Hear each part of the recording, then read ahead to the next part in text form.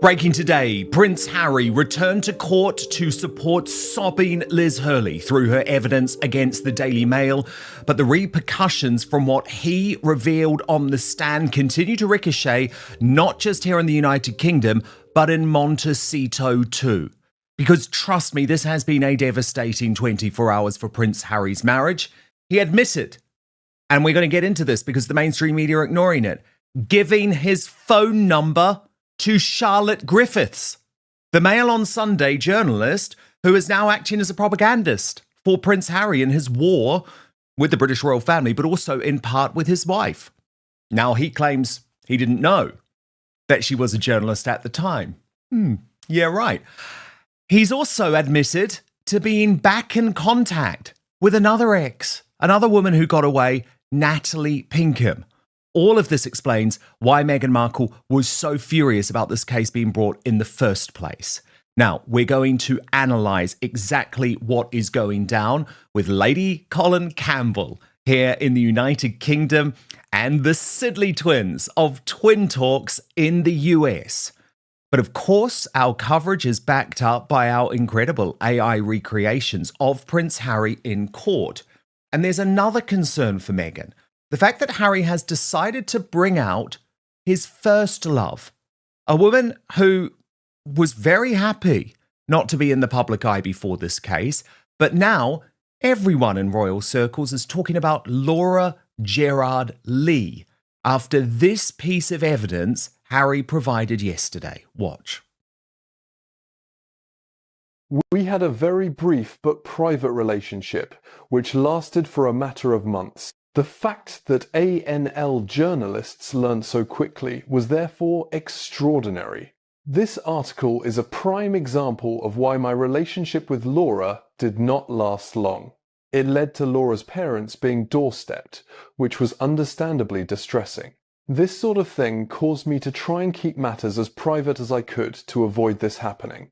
We had been out and about before as friends, but as soon as we were in a relationship, the press knew about it instantly and then suddenly went to a whole new level. Oh my goodness. Lady Colin Campbell, the exes are back on the scene in so many ways. What did you make of this extraordinary evidence from Prince Harry and the fact that you can understand in a way why Meghan ain't happy? Well, hello, Dan. I think this is... Oh, and hello to the Sidley twins. I love it. We're transatlantic. I love your flags, ladies, by the way. Thank you for that. For you guys. I mean, Harry doesn't get it, does he? You know, he's the one who used to open up his mouth. He's the one who used to talk. And then he's surprised that things get leaked. I mean, who was ever going to know that the relationship had gone from, shall we say, above the dinner table to beneath the dinner table if Harry hadn't opened up his mouth? And also, Harry has always been a braggart. Let's remember that. Even in his book, you know, where he go, and I'm not going to mention her name, that poor girl who he said was a much older woman to whom he lost his virginity, when of course she's younger than Meghan. And so Harry's always bleating and being very proud of, shall we say, his swordsmanship. And then he's surprised that it gets out. But I mean, Dan, you know, and I certainly know as a result of being leaked information about through Harry's friends, the reason why Harry and Meghan wanted me to put in my book that the reason why she could not reconcile with her father was because of interference. This came directly from Harry and one of Harry's friends. Totally. And so he says they're not leaky. It's not the truth, is it, Lady C? Of course it's not the truth. They're constantly leaking. They're like sieves. And I mean, Harry goes from complaining in court about the attentions of the press and goes and complains to the press about the attentions of the press. I mean, no, that's obviously ludicrous. Of course it is. And we understand that hypocrisy. But I would also just point out one of the reasons why there were times when Harry's friends were leaking to people like you, to people like me, to people like Katie Nicholl, was because they were trying to save the guy from himself. Actually, it wasn't always done with a nefarious motivation. But that's the problem with Harry. Everything is a conspiracy. Everything is a deep evil, and very, very often it's simply just not true. Sidley, before I bring you in, I just want to show you Harry arriving at court today. He was very happy, proud as punch. And he's doing this repel the paparazzi trick. Have you noticed this? So he wears identical clothing, even the same tie, and he thinks he's so clever, whereas I just think he's dirty. Watch this.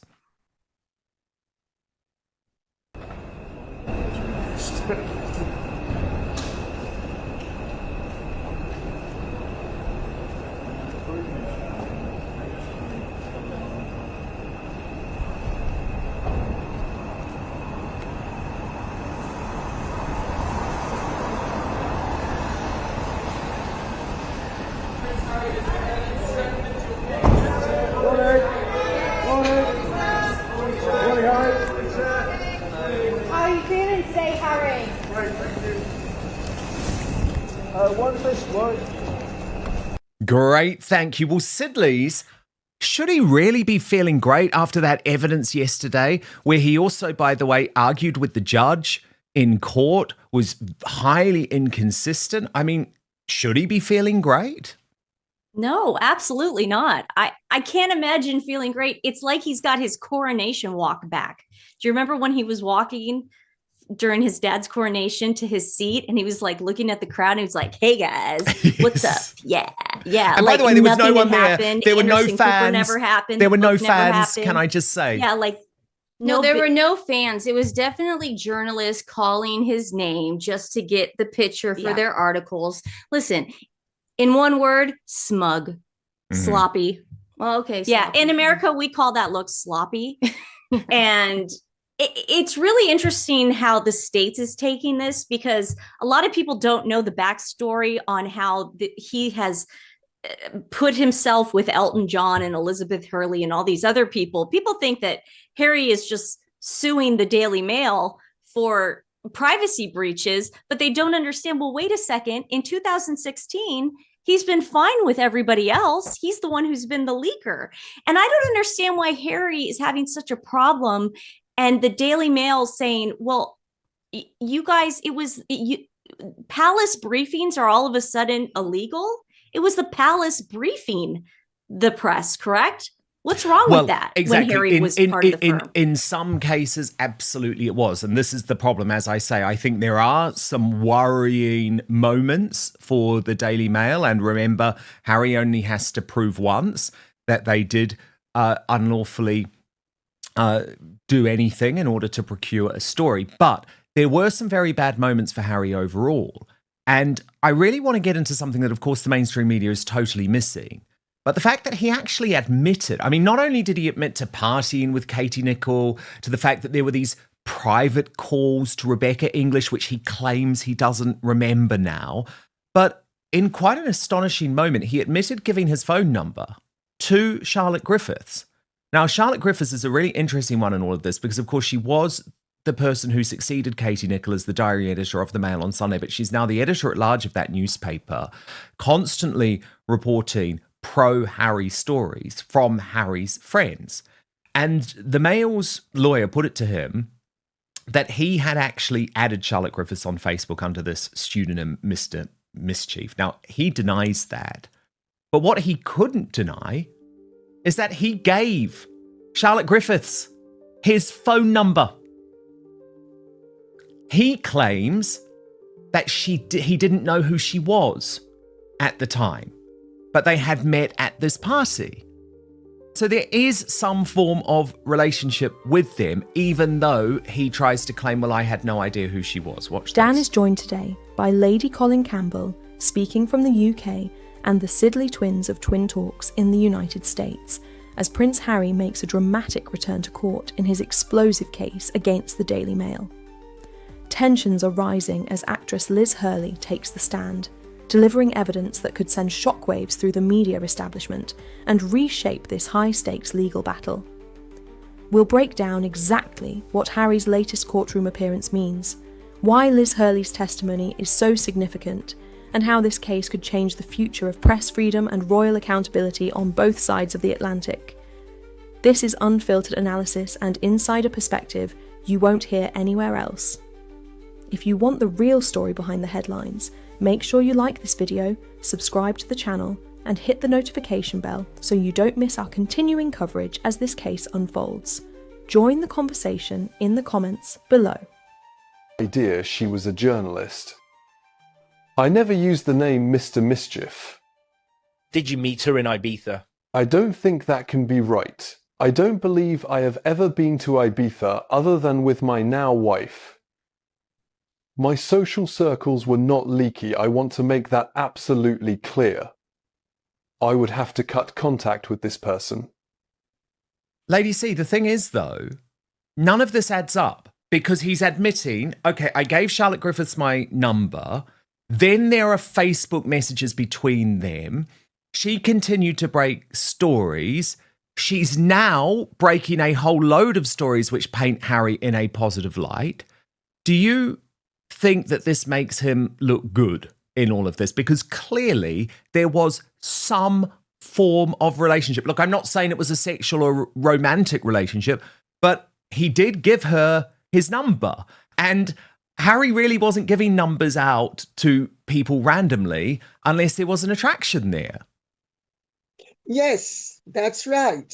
But also, Dan, Harry has been a great cultivator of the press. And let us remember that not only Charlotte Griffiths, who is still Josefa Goebbels, Mach 2. The new Omid Scobie. Or what do you call him, Lady C? Amid scabies, you must get his name right. Scabies. Itch. And you could even add a B in front of it if you want.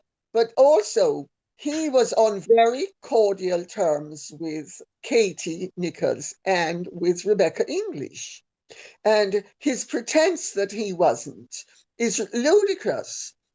And for him to try to make out now that Katie wasn't a part of his social circle, of course she was. I mean, she was often at things with him. She was definitely a part of his social circle. And Rebecca English had a more professional relationship, clearly professional relationship, I should say, with Harry. But she also had a very, shall we say, cooperative and amicable working relationship with Harry. And she was very open about it at the time.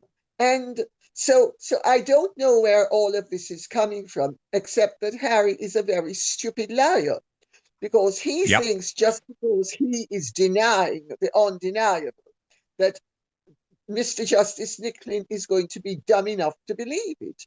And Mr. Justice Nicklin, I can tell you, because he oversaw my case against Daily Mirror. Oh, I see. And Mr. Justice Nicklin doesn't take prisoners.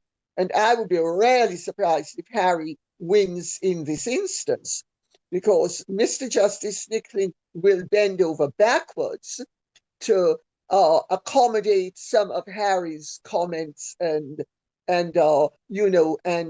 be understanding of his emotional state, let's put it that way. Because he needs to be like that to be able to make any judgment he gives appeal proof. Otherwise, it could, be grounds for appeal. But ultimately, I think he's going to come down very firmly on the fact that Harry is wildly inconsistent. Everything is about emotion. There's nothing really factual. I mean, I don't know what you think. I think the most dangerous thing to emerge was Mike Bear and that seat with Rebecca English. But you and I both know that he could have simply got the information from one of the check-in girls at the desk. I mean, it didn't have to be done through nefarious means.